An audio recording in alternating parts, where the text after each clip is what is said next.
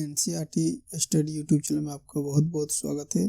Class 6 science का chapter number 2 भोजन के घटक क्या होते हैं। भोजन हमें कच्ची सामग्रियों पौधों से और जंतुओं से प्राप्त होता है। इनमें जो पोषक तत्व मिलते हैं उसे हम घटक कहते हैं। पिछले अध्याय में हमने पढ़ा कि भारत के विभिन्न भागों में खाए जाने वाले भिन्न भिन्न व्यंजनों के बारे में। जैसे एक प्रकार के भोजन में चपाती, दाल, बैगन का भरता हो सकता है तो दूसरे में चावल, सांभर तथा भिंडी भी हो सकती है। इसके अतिरिक्त अन्य भोजन में अप्पम, मछली तथा सब्जियां हो सकती हैं। भिन्न भिन्न प्रकार के भोजन आपको ये देखने को मिल सकता है। हर एक राज्य में भिन्न भिन्न प्रकार के भोजन खाए जाते हैं।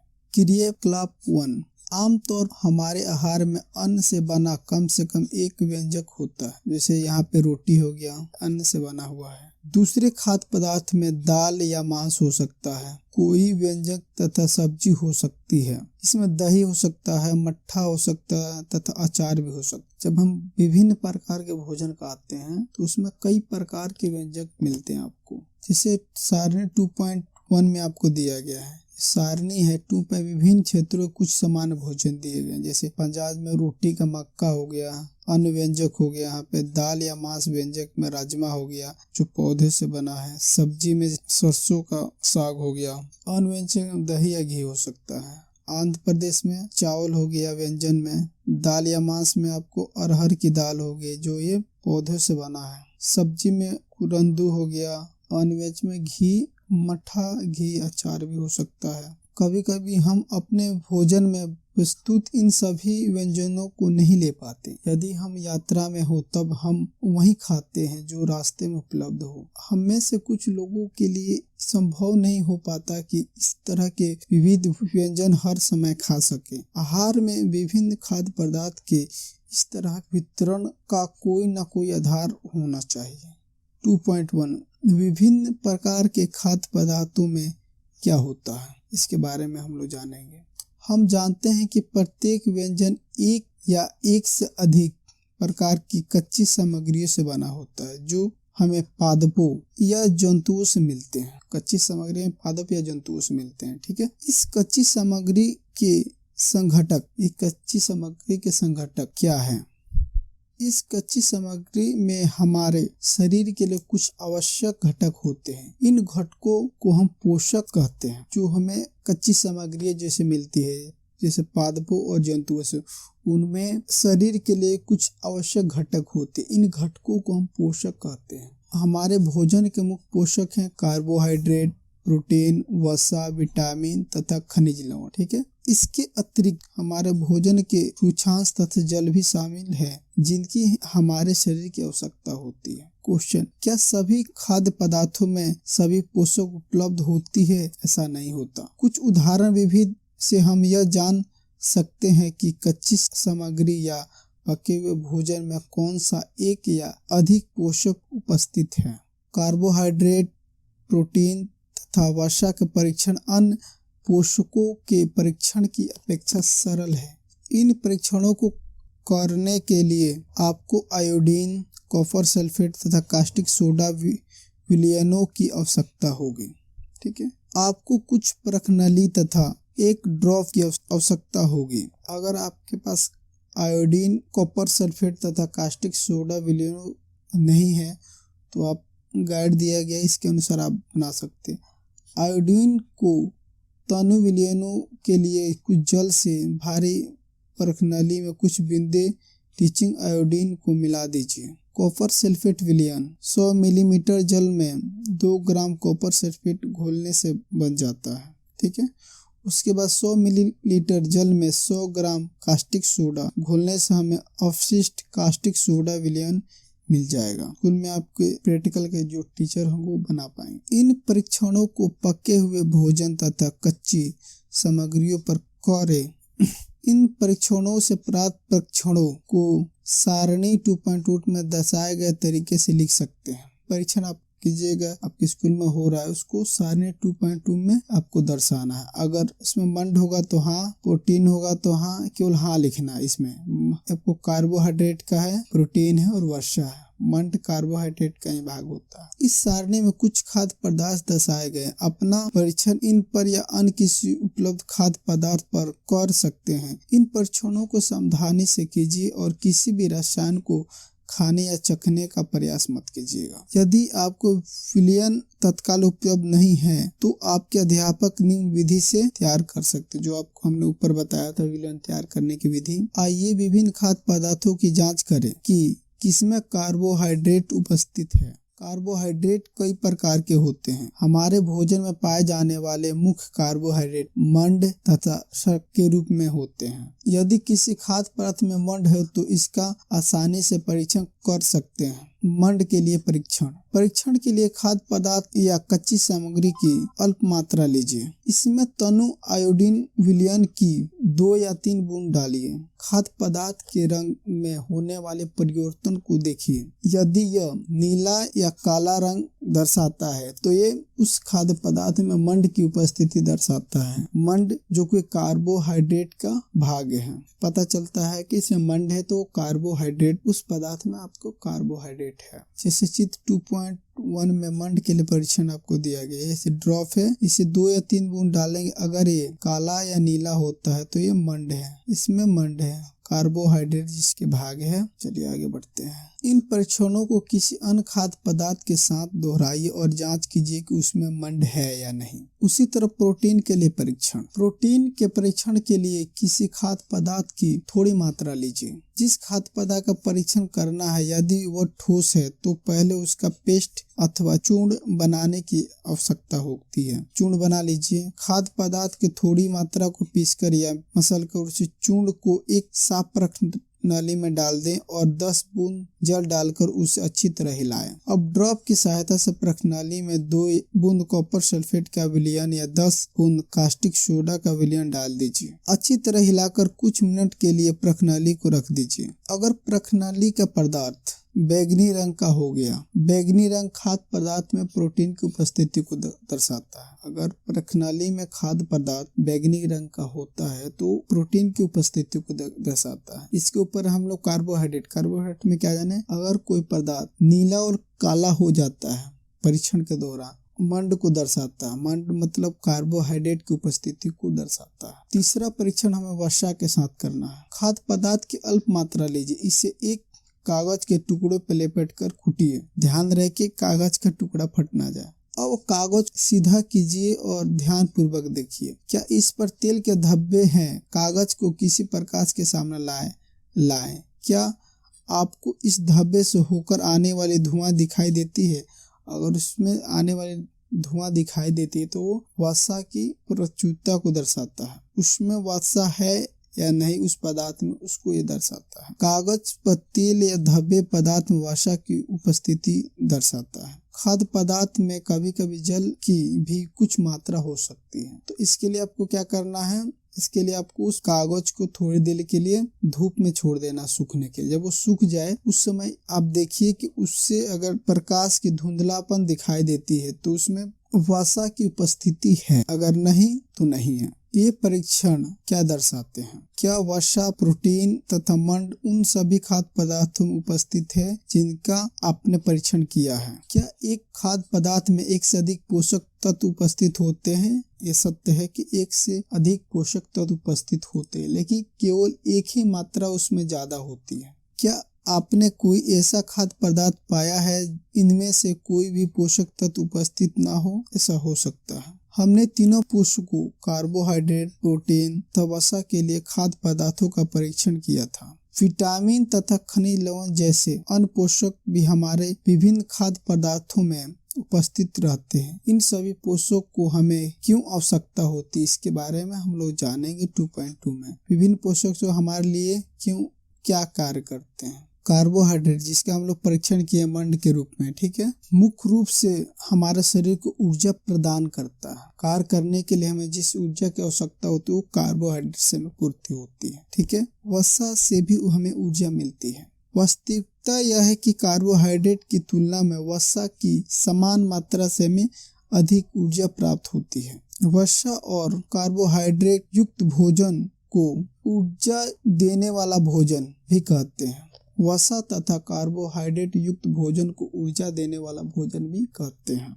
यहाँ चित्र 2.3 में कार्बोहाइड्रेट के कुछ स्रोत दिए, जैसे बाजरा हो गया, चावल, गेहूं, शकरकंदी, आलू, गन्ना, पपीता, तरबूज, आम, मक्का। ये क्या है? कार्बोहाइड्रेट की स्रोत है। इसमें सबसे ज्यादा कार्बोहाइड्रेट पाए जाते हैं। इसमें और भी पोषक तत्व पाए जाते हैं, लेकिन सबसे ज्यादा कार्बोहाइड्रेट पोषक तत्व पाए जाते हैं, इसलिए कार्बोहाइड्रेट के। उसके नीचे चित्र जो दिया है 2.4 वसा के कुछ स्रोत। ए में पादप स्रोत है और बी में जंतु स्रोत। पादप स्रोत में क्या है? मूंगफली हो गया, उसके बाद तिल हो गया, गिर हो गया, सोयाबीन का तेल हो गया, नारियल का तेल है, सरसों का तेल है, सूरजमुखी। ये जितने भी तेल होते हैं वसा होते हैं, इनमें वसा पाया जाता है। ठीक है। उसके नीचे दिया गया जंतु स्रोत। जंतु स्रोत में मांस हो गया, घी हो गया जो कि दूध से बनता है, दूध हो गया, मक्खन हो गया, क्रीम हो गया। ये सब वसा के स्रोत हैं। और मछली भी, यहाँ पे अंडे भी वसा के स्रोत होते हैं। ये सब जंतु स्रोत हैं। चित्र 2.5 प्रोटीन के कुछ स्रोत। ए में पादप स्रोत हैं, बी में जंतु स्रोत हैं। प्रोटीन के स्रोत में ए पादप स्रोत। प्रोटीन हमें चना से मिलता है, मूंग से मिलता है, तुअर दाल से मिलता है, राजमा से मिलता है। उसके बाद सोयाबीन से मिलता है, मटर से भी मिलता है, हमें इससे प्रोटीन मिलता है। उसके बाद प्रोटीन मांस से भी मिलता है, मछली से भी मिलता है, पनीर से भी मिलता है, हमें अंडे से और दूध से भी मिलता है। ठीक है, ये जंतु स्रोत हो गए। पनीर को छोड़ के यहाँ मछली, मांस, दूध, अंडे, इनसे हमें वसा भी मिलता है और प्रोटीन भी प्राप्त होता है। चित्र नंबर 2.6 विटामिन ए के स्रोत। विटामिन की आवश्यकता हमें भी होती है। विटामिन हमें आम से मिलता है, दूध से मिलता है, मछली के तेल हो गया, पपीता हो गया, गाजर हो गया, ये सब विटामिन के स्रोत है। ये क्या है? पादप स्रोत है। ये पादप स्रोत है, पौधे के स्रोत हैं। उसके बाद ये चित्र 2.7 विटामिन बी के स्रोत। यकृत क्या है? मांस हो गया। गेहूं और चावल, ये दोनों क्या है? पादप स्रोत हो गए, जिनसे हमें विटामिन बी मिलती है। उसके बाद चित्र 2.8 विटामिन सी के स्रोत। टमाटर, संतरा, अमरूद, मिर्च, नींबू, आंवला, इनसे हमें विटामिन सी मिलता है। उसके नीचे है चित्र 2.9 विटामिन डी के स्रोत। यकृत, ये मांस हो गया। ठीक है, मांस से क्या है? यकृत है। अंडा, मछली, ये जो भी आपको देख रहे हैं ये जंतु स्रोत है। जंतु स्रोत, इनसे हमें क्या मिलता है? विटामिन डी मिलता है। विटामिन डी जंतु स्रोत से मिलता है तथा हमें सूर्य के प्रकाश से भी विटामिन डी मिलता है। प्रोटीन की आवश्यकता शरीर की वृद्धि तथा स्वस्थ रहने के लिए होती है। प्रोटीन की जो आवश्यकता होती है, हमें शरीर में जो वृद्धि होती है, जो विकास होता है, उम्र के अनुसार हमारी हाइट बढ़ती है और हमारे शरीर में जो बदलाव होता है प्रोटीन की सहायता से होता है। और इस समय स्वस्थ रहने के लिए भी प्रोटीन की आवश्यकता होती है। प्रोटीन युक्त भोजन को प्राय शरीर वर्धक भोजन भी कहते हैं। प्रोटीन युक्त भोजन को हम प्राय शरीर वर्धक भोजन भी कहते हैं। विटामिन रोगों से हमारे शरीर की रक्षा करते हैं। विटामिन हमारी आँख, अस्थियां, दांत और मसूड़ों को स्वस्थ रखने में भी सहायता करती है। आँख के लिए हमें विटामिन ए की आवश्यकता होती है। ठीक है। अस्थियों, दांत और मसूड़ों के लिए हमें विटामिन डी की आवश्यकता होती है। विटामिन ए की आवश्यकता हमें किससे पूरी होती है? जैसे दूध, मछली का तेल, आम, गाजर, पपीता, पादप स्रोत से हमें और जंतु स्रोत में दूध से हमें विटामिन ए की मात्रा पूरी होती है। और विटामिन डी के लिए सूर्य का प्रकाश, यकृत, मक्खन, दूध, अंडे और मछली, जंतु स्रोत से हमें विटामिन डी की पूरी होती है। विटामिन कई प्रकार के होते हैं जिन्हें अलग अलग नामों से जाना जाता है। इनमें से कुछ को vitamin A, vitamin B, vitamin C, vitamin D, vitamin E तथा विटामिन के नाम से जाना जाता है। विटामिनों के समूह को विटामिन बी कॉम्प्लेक्स कहते हैं। हमारे शरीर को सभी प्रकार के विटामिनों की अल्प मात्रा में आवश्यकता होती है।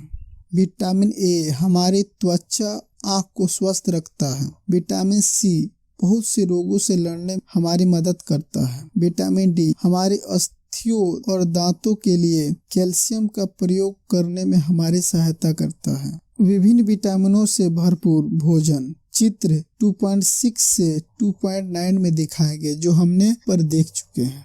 ठीक है। कुछ खनिज लवण के स्रोत, चित्र 2.10 कुछ खनिज लवणों के स्रोत। पहले इस चित्र में देख लेते हैं आयोडीन। आयोडीन के क्या स्रोत हैं? पालक है, अदरक है, नमक है, मछली है यहाँ पे। उसके बाद इमली हो गया, ये सब आयोडीन के कुछ स्रोत हैं। और फास्फोरस में दूध हो गया, केला हो गया, चावल हो गया, आपको गेहूं हो गया, मिर्च हो गया, ये सब फास्फोरस स्रोत हैं। लोहे का स्रोत पालक हो गया, सेव हो गया, यकृत हो गया, ये सब लोहे के स्रोत हो गए। कैल्शियम के स्रोत, कैल्शियम हमें दूध से भी मिलता है और अंडा से भी मिलता है, ठीक है। हमारे शरीर भी सूर्य के प्रकाश की उपस्थिति में विटामिन डी बनाता है, लेकिन हम ज्यादा धूप में खड़े नहीं हो सकते, इसलिए हम ज्यादातर ठंडी के समय में धूप के समय खड़ा हो पाते हैं, लेकिन हर समय हमें विटामिन डी की आवश्यकता सूर्य से पूरी नहीं होती, इसलिए हम खाने में विटामिन डी से संबंधित भोज्य पदार्थ हम लोग खाते हैं।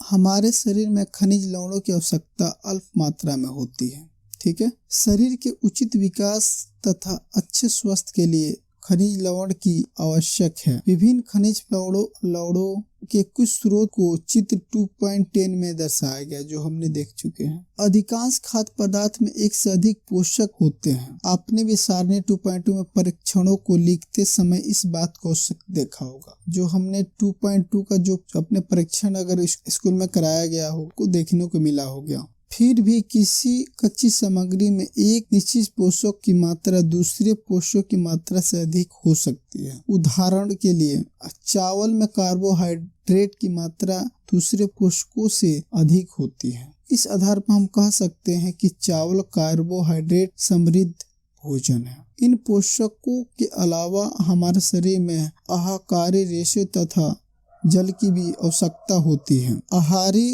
रेशो रुझांस के नाम से भी जाने जाते हैं। हमारे खाने में रुझांस की पूर्ति मुख्य पादप उत्पादों से होती है। रुझांस के मुख्य स्रोत साबुत खाद्यान्न, दाल हो गया, आलू हो गया, ताजे फल और सब्जियां हैं। रुझांस हमारे शरीर को कोई पोषक प्रदान नहीं करते, फिर भी यह हमारे भोजन की आवश्यक अवयव हैं। आवश्यक मतलब भाग्य हैं, और यह आयतन बढ़ा देते हैं। रुझांस बिना पचे भोजन को बाहर निकालने में हमारे शरीर की सहायता करता है। जल भोजन में उपस्थित पोषकों को अवशोषित करने में हमारे शरीर की सहायता करता है। यह कुछ अपशिष्ट पदार्थों जैसे मूत्र तथा पसीनों को शरीर से बाहर निकालने में भी सहायता करता है। सामान्यतः हमारे शरीर को जितने जल की आवश्यकता होती है वो हमें उन वस्तुओं से प्राप्त होती है जिन्हें हम द्रव के रूप में लेते हैं, जैसे जल, दूध और चाय। इनसे में जल की प्राप्ति हो जाती है। जल से, दूध से और चाय से जल की प्राप्ति हो जाती है, जितना हमें शरीर की आवश्यकता होती। इसके अतिरिक्त हम जो भी भोजन पकाते हैं उसमें भी पानी प्रयोग किया जाता है। जैसे रोटी जब हम बनाते हैं तो आटे और जल की आवश्यकता होती है। चावल बनाते आटे जल की आवश्यकता, और किसी भी सब्जी को, तरी वाली सब्जी हम बनाते हैं तो उसमें हमें जल की आवश्यकता होती है, जिससे हमें हमारे शरीर को जल प्राप्ति हो जाती है। ये भाग 1 था। भाग 2 में हम लोग क्वेश्चन आंसर सोल्व करेंगे। अगर हमारा ये वीडियो आपको अच्छा लगा हो तो वीडियो को लाइक करें, शेयर करें, सब्सक्राइब करें। वीडियो देखने के लिए धन्यवाद।